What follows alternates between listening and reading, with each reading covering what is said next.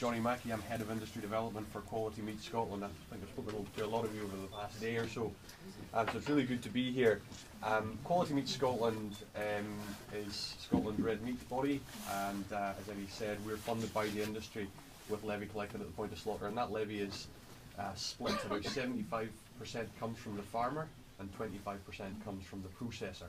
And we have an overall aim within QMS, which is to work to shape a sustainable and prospering Scottish red meat industry. And underneath of that, we have specific strategies. And in my team within Quality Meat Scotland, we're looking to work with farmers primarily to improve efficiencies, to build confidence, to promote investment, and also to promote sustainable and economic farming, economic, environmentally sustainable farming, I should say. And I'll talk a little bit more about that later on. But to give you a few figures for the Scottish red meat industry and what it's worth £2.1 billion to the Scottish economy, and it's responsible for 50,000 jobs in the industry. It employs 50,000 people, and the largest contributing sector to that figure is the Scottish beef sector. 25%, a quarter of output is coming from the Scottish beef sector, so it is the most important sector in Scottish agriculture. So in QMS we spend the majority of our income on promotion and marketing, and we have got three iconic brands: Scotch Beef PGI, and PGI stands for Protected Geographical Indication, which is a European badge that's given to products that have got a very special link with where they come from.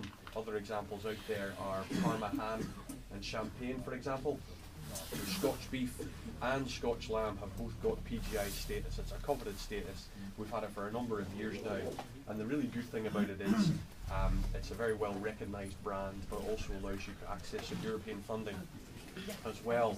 And our third brand is our specially selected pork brand, and just a little bit of information on that.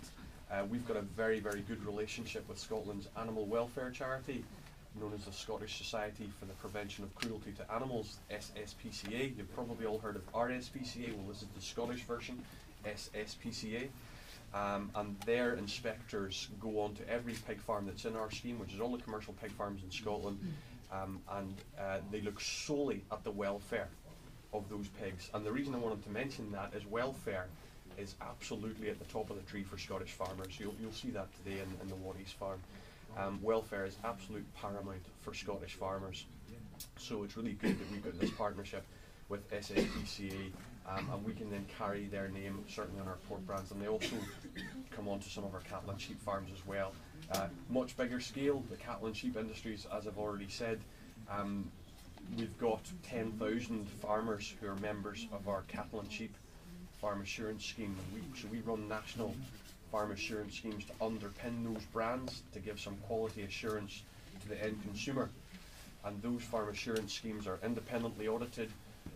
Farmers are inspected annually on a number of fronts, looking at things like animal welfare, animal health, medicine use, making sure everything's been done properly, looking at the farm environment, looking at record keeping, looking at the housing for the animals, and so on.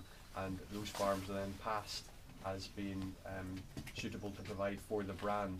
Now it's whole chain assurance, which is the other really unique thing about Scotland.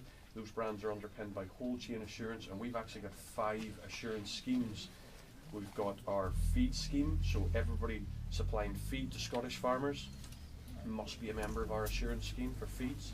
Then onto the farm schemes, and I've already talked about the pigs, cattle and sheep schemes.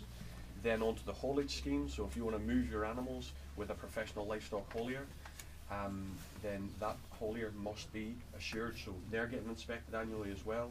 And also the auction marts. Thainstone is a Thainstone auction mart, we were all there last night, is a member of our auction mart scheme. And finally the processors, the abattoirs, are members. So it's whole chain assurance, so every part of the animal's life, all the inputs, any person who's going to handle that animal and be responsible for its welfare, whether it be a drover and a mart, have all been assessed independently. So it's underpinned by whole chain assurance, and there's nobody else out there who does that. So it's a great thing. And then we use those brands to promote. And what we're trying to do there is create a demand for the product through our promotional campaigns. We would do a lot of promotions in southeast England on Scotch beef in particular. It's a premium product. We always want it to stay a premium product. It has been a premium product for a number of years now, and that has to feed back down through the chain, so the farmers are getting a premium and incentivised to produce. And there's a lot of disposable income in the southeast of England, so where people can afford to buy our excellent Scotch beef. Scotch lamb, I don't know if you've been listening to local radio or reading local media. We've got a campaign on the go just now called Wham Bam Thank You Lamb. That always gets a laugh. I won't go into any more detail than that. But our campaign, we always do our campaigns from sort of late August into October, because that's when the majority of Scotch lamb comes ready. The majority of Scotch lamb is born in the spring, and anything from 100 days onwards when a lot of these lambs, so 3.5, 4 months onwards, when all these lambs are coming onto the marketplace, so we need to start creating the demand to get that product out. And we had a really good campaign a couple of weeks ago where farmers all over the country were doing tasting sessions outside of stores. So that's how that side of things work.